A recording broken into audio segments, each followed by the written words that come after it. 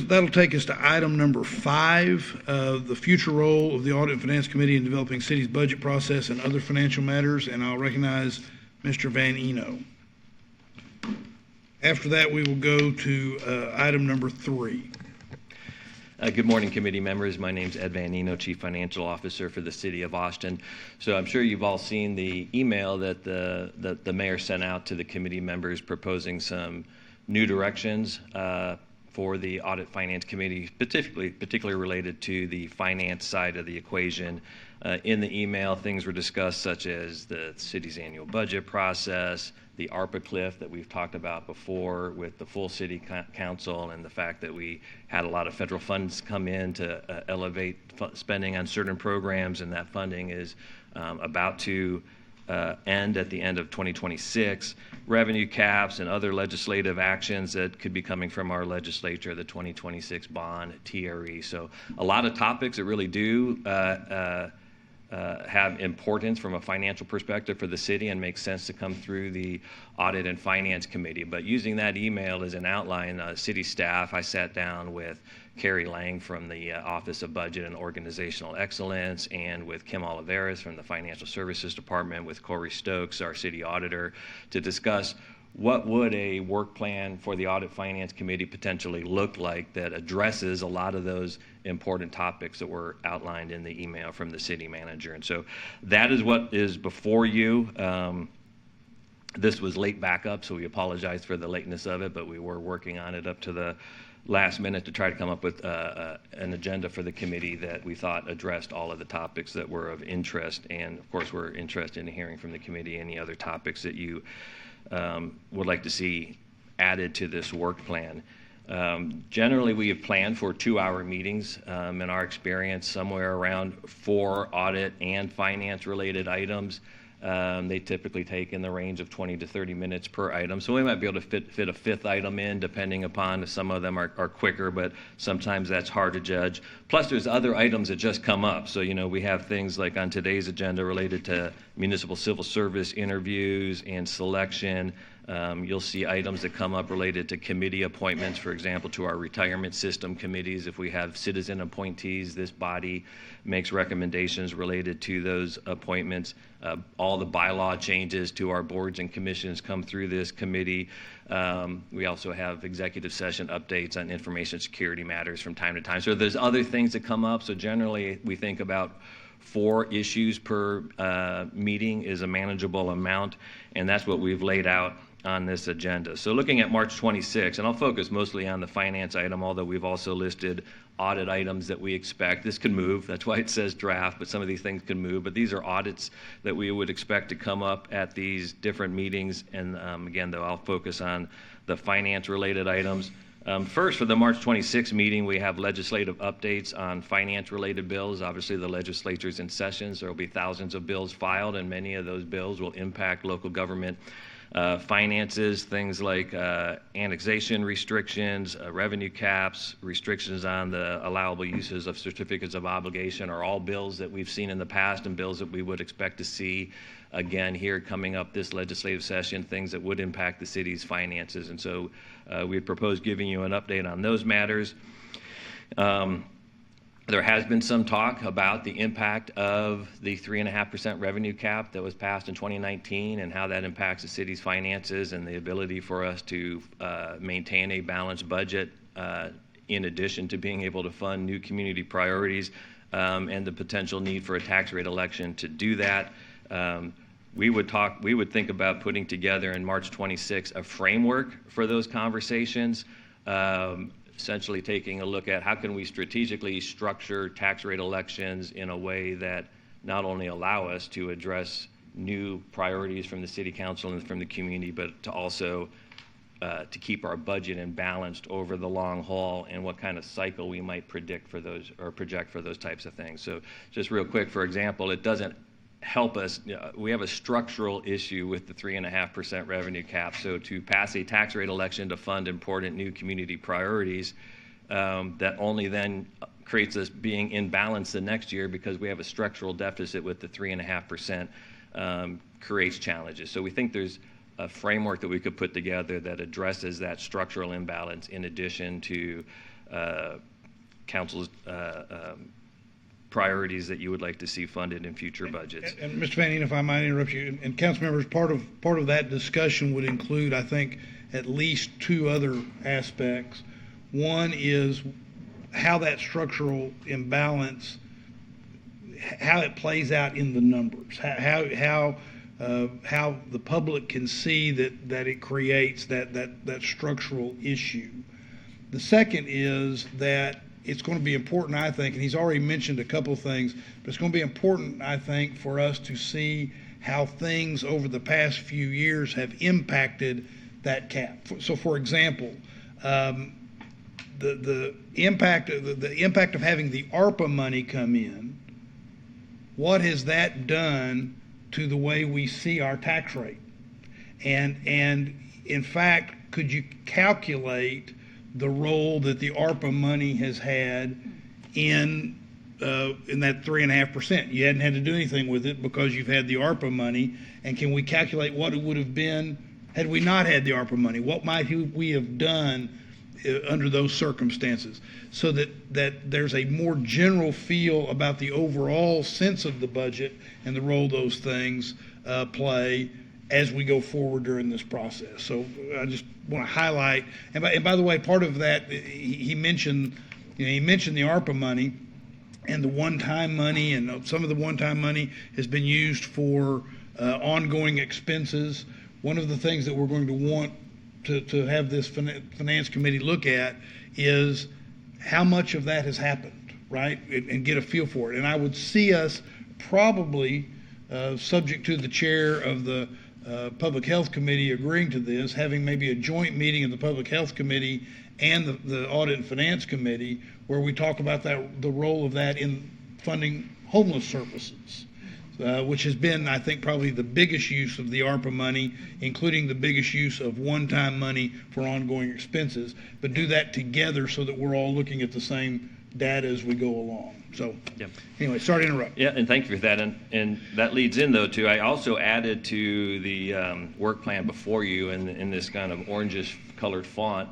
Those are other key dates that financial matters are going to be looked at by the city council body as a whole. So part of what we're trying to do here is to say, timing-wise, relative to these already fixed budget and financial forecast dates, when does it work for the Audit Finance Committee to lean into certain conversations? So on April 8th, you can see on this is when our financial forecast presentation to the full city council will be. At that financial forecast presentation, we will lay out the city's 5-year revenue and expenditure projections. We will bring up the issue of the ARPA cliff, and so that will be discussed there, along with various initiatives from council, resolutions that have been passed that have funding consequences, and our ability to address those or not address those in our financial projections. To the mayor's point, specifically on the ARPA items, that would be a good timeline. Probably is after that financial forecast, but before the next audit finance meeting might be a good time to have that a joint committee discussion that goes more in depth on the ARPA challenges that we're going to be facing. That then would lead us up to an April 16th Audit Finance Committee meeting where the staff would envision coming back with a more detailed analysis and discussion of a prospective tax rate election for 2025. At that point, we would have a better sense of what legislative bills might be passed that might further cap revenues. We'll have laid out the city's financial forecast and projections. We'll have had some discussion about the ARPA challenges and other council priorities. And so by the 16th, I think it would be a good time for the committee to have a robust conversation around tax rate elections and to get your feedback about a prospective election in 2025. That is also the date, April 16th, when we would have Deloitte & Touche would come and present the financial audit. That's something that's required by the city charter, so they would come and provide both the comprehensive financial report and the single audit report to the committee. Moving on to May 28th, which is your next meeting, one of the duties of this committee is to review the city's financial policies and to recommend any changes to the city council. So staff typically in May tries to come to the committee to present any proposed changes to our city financial policies. We'd get feedback from the committee and make adjustments based upon that feedback, leading to council approval of those in the FY26 proposed budget. Quite a number of audits, and so we have a lot of audit work that we foresee coming to fruition in May, and so that would probably be an audit-heavy meeting. You can see on July 15th, after the May 28th meeting, there's the council break over summer, June, July, budgets being developed. Come back on July 15th at a full city council meeting to present the FY26 proposed budget to the full council. The very next day, the committee is at work on July 16th. Given that there are so many budget dates at that time, and if you just let me focus on those, July 15th is when the proposed budget is presented. We have council budget work sessions planned for the 23rd, 24th, 29th, 31st, August 5th and 7th, and then budget adoption for August 13th through 15th. So there's a lot of budget dates at that time where the budget will be discussed thoroughly with the full council through the work sessions that have been planned. So on July 16th, I think it would be a good opportunity for us to highlight not so much budget matters, since there's so many things that are already going on related to budget, but to move on to some of the other topics the mayor brought up related to our Public Facilities Corporation and projects that are going through there. So, of course, you're familiar with the acquisition of a new public safety headquarters campus, the public safety warehouse, our Northeast Service Center, which is a joint Austin Resource Recovery Fleet Services Service Center that is currently in progress and is being managed by our new Public Facilities Corporation, which was set up and approved by the council as a more streamlined way to deliver these large-scale public projects. Also at that date, we would envision coming to council with an update on our 2026 bond program development and any changes that staff has seen in regards to bonding capacity that might be available for such a bond program, and also, of course, taking into account considerations that council will have to decide in regards to cap and stitch and how all that plays together in terms of the city's overall bonding capacity. Looking further down the line, we just have more conceptually at this point, but for the final 4 meetings of the Audit Finance Committee in August, September, October, and December, we would envision providing updates to the committee on financing plans for some of the large multi-billion-dollar projects that are going on, including the convention center, the airport expansion, Project Connect, potentially cap and stitch if additional work is needed on that. Updates on key redevelopment projects and facilities governance planning. So there's a lot that's going on in that arena. Of course, Colony Park is a huge project. The Mueller project is still going on, and we could provide an update on that, as well as potential prospective redevelopment opportunities with the acquisition of a new public safety headquarters, for example. The police headquarters will be vacated eventually. What are the plans for that, and what are the potential redevelopment opportunities for that site?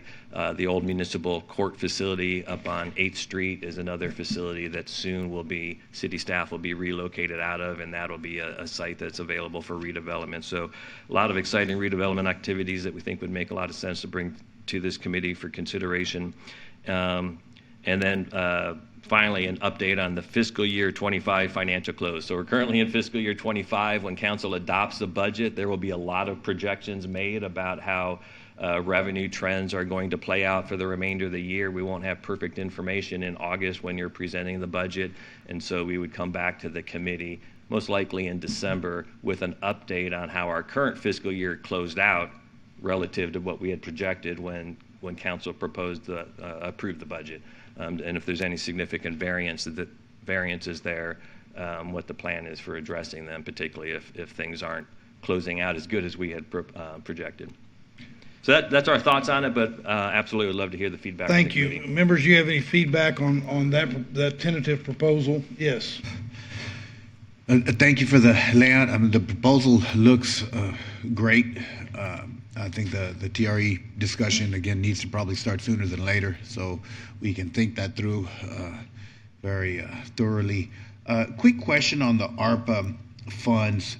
again, most of them, my understanding is that most of them were used ultimately for capital projects. A lot of the permanently supportive housing that we're constructing is using that, but I have heard, again, anecdotally really, but that some long-term grant recipients from the city, funding recipients from the city, that they were moved from general fund to ARPA funding, and now with ARPA funding ending, we would potentially have to, again, figure that out. Essentially, is that the case? Are you aware of kind of shifting monies around that was again done a few years in the past in order to free up general funds by using ARPA funds? And do you know what the extent of that was? No, I don't have that. That is not something that I recollect, but certainly something that we need to analyze as part of coming back to this body with that ARPA analysis. And really that would be what we would do at the financial forecast in April, is to lay that out. But no, off the cuff, I'm not aware of taking general funded projects and moving them to ARPA funded. There may be general fund funded programs that we elevated, for sure, that we elevated based upon this influx of federal funding. So I can't say for certain whether or not that shift occurred or not, but I'd have to have some look into that. Got it. Appreciate that. Yeah, and I might just add to that. I think that one of the things that gets said anecdotally a lot are things like that, and things that we also know to be true, which is one-time money got used for ongoing expenses, things of that nature.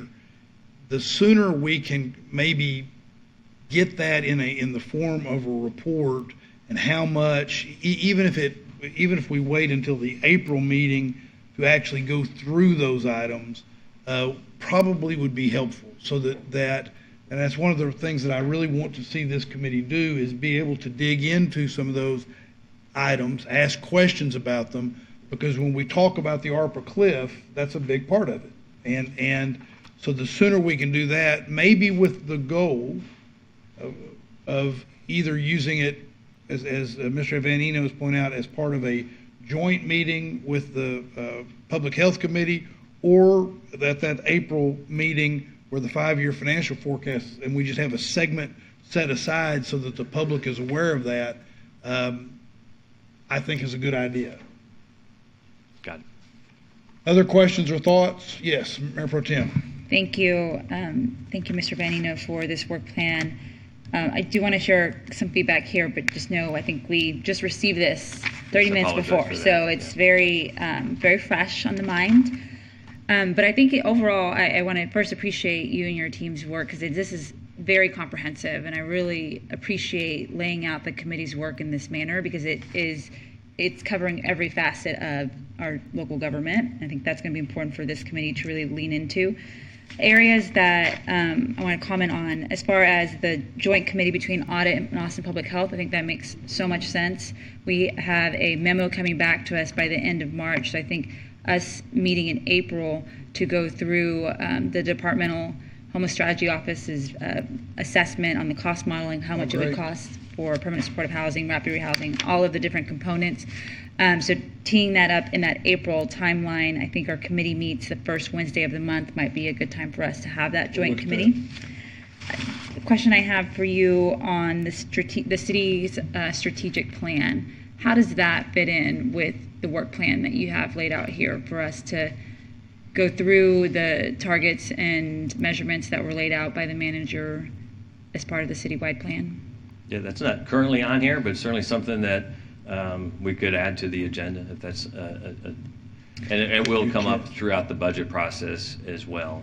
Okay. It might just be good to weave it in somehow, since that's such an important guiding lens for us. And most certainly, I'm sure during the budget process, it'll have a focal point. Good catch. The ARPA cliff, that area I cannot underscore enough. We've gotten kind of bits and pieces here and there from work sessions. I remember one work session from last budget cycle where we got some more understanding, but really just want to emphasize the importance of us to understand the impact of the cliff that is looming and how we were able to leverage those dollars and what it would have been if had we not had those dollars and allocated the majority of it to homelessness, what that would have meant for our community. That information is going to be key. So I really just want to encourage our city staff for that work session on April 8th to have a robust presentation for us. Certainly, I want to understand what the impact is, but also have recommendations from our city administrators as to how to best go about or how to approach budget with the understanding of the lack of funding will be confronting. And last but not least, one other update for the committee to consider is an update on our current bond projects from the 2020 mobility bond, 22 housing bond, and of course the previous ones. We might want to just usually we have a touch base on those projects, but I can't remember when the last one was. Well, that's a good idea. Let's talk about when we can put in there for a capital delivery services report. Good deal. Because that will play a role in everything else we're trying to decide. So that's good, another good catch. Okay. Thank you. Anything else on this item? Oh, yeah, sorry. Vice Chair of the committee. No worries. Is it past your bedtime where you are? Very much so. Yeah. Well, go. Add to the length of your day. Go ahead. That's right. That's right. On the ARPA cliff element, I think there's one nuance that I don't know will necessarily show up in your report, and maybe we can kind of have a conversation as it relates to the report that Councilmember Fuentes was talking about for the cost. But we spent a lot of that money on capital projects, as Councilmember Vela mentioned, the permanent supportive housing. But then, as I know you identified last budget, Mayor, there's a lot of services that are associated with those capital projects. So we might have spent a certain amount of money on the capital, but now we're needing to provide services in an ongoing manner, and those services aren't ARPA dollars, but they're tied to an ARPA project. And so just kind of how we think about those ongoing expenses, even though the ARPA money was spent on a capital project. The other thing that I would love to figure out how we might look at as a committee is a little more in depth in some of our department budgets. You know, we get the budget presented to us, and it's not very in depth as it relates to what certain departments are doing. And so if we're having to make decisions about prioritizing this spending program over that program, we often don't have the insight into the departments, and then we end up with this very long unmet needs list. And so I don't know if there's a way to either start with that unmet needs question and then ask what departments are doing aside from that, or, you know, addressing the unmet needs within the budget process after it comes out. I don't have that really worked out in my mind, but it's something that I think this committee could address. Yeah, I agree. In fact, that was one of my frustrations during the last budget cycle was we would get into the budget and then get a list of what were labeled unmet needs. I'm not sure that's the right term, but that's the term that gets used. So do you understand what the issue is there, Mr. Vanino? I do, and we do have a lot more work sessions planned this year than we have in the past, and so we'll have more time on the agenda to get into those topics. Now, the timing is those work sessions have been planned for after the budget comes out in July. Leading up to that, we have the financial forecast, and then council's gone for a long period of time over June and July leading up to the budget coming out. So right now they're planned for after the budget. But let's visit and take into account what the vice chair said, because we might try to put some of that into one of these other meetings as we go along. Okay. Does that count? Appreciate it. Is that good? Did you have something else? No. Okay. Good discussion. This is what I was hoping we would do with this. So thank you all very much, and thank you, Mr. Vanino. I appreciate that. Yep, thank you. Members, that will take us to item number. Mayor, we do have one speaker signed up for this item. You're right, we do. Thank you for calling that to my attention. Ms. Joseph.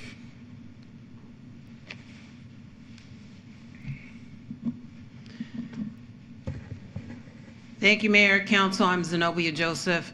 My comments as it relates to the budget. First of all, Mr. Venino should put this in backup for the public. It's like a public-private meeting that you're having right now because we're not able to see what it is that you're looking at. I would ask you to recognize the audit connection to the budget process and specifically the public information request. I'm just going to refer you to the audit from August 2023, which says the City of Austin does not take proactive measures to make it easy to access the information. So I would ask you to look at your law department to see if you need more staff there. Generally, public information requests are responded to within 10 days. I put in a request January 30th, 2025, and they have estimated that they will respond by February 28th, 2025. Your next meeting before that would be the day before. I've asked for the cost estimate for Mr. Yancey's work at the Austin Convention Center. I asked specifically under Government Code 552.023, special right of access for information bearing my name that specifically relates to this family and friends option. I would ask you to visit this family or friends option. Greg McCormick mentioned it. It's for people who are homeless, an incentive to get their family or friends to take them in. But then Mr. McCormick never responded back. So I would ask you to look at, if you only have one bed for every 5 people who are homeless, that there perhaps needs to be some type of incentive for the family or friends who do take these individuals in. I would ask you to recognize specifically that in the government code, there's a handbook 2024, and it specifies promptly means as soon as possible under the circumstances, that is within a reasonable time without delay. And the language that your law department keeps using is reasonable. And so perhaps that's a loophole in the law.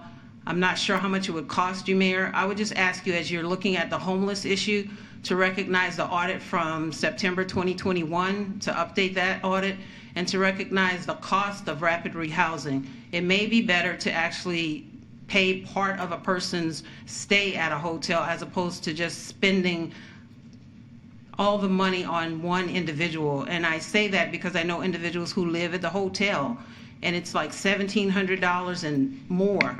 So it would be helpful if the city subsidized that particular information. I would ask you to hold some kind of forum and have the community give you solutions. There needs to be microwaves for people. I don't think you want to eat cold food all the time. There needs to be showers that are actually usable, things of that sort. And lastly, we need transit. I know you know that. It's in the city charter. And so I want you to recognize your obligation to get people on Palmer Lane between Samsung and Apple. It was $4.7 million for the Metro Rapid that would have been there. And so I would just ask you in this historic budget that you passed to recognize that individuals can't even get to the 3 HEBs. And I would ask you to recognize the need for there to be some type of health care, a center, a neighborhood center north of US 183. If you have any questions, I'll gladly answer them at this time. Thank you, Ms. Joseph. You're welcome, Mr. Mayor.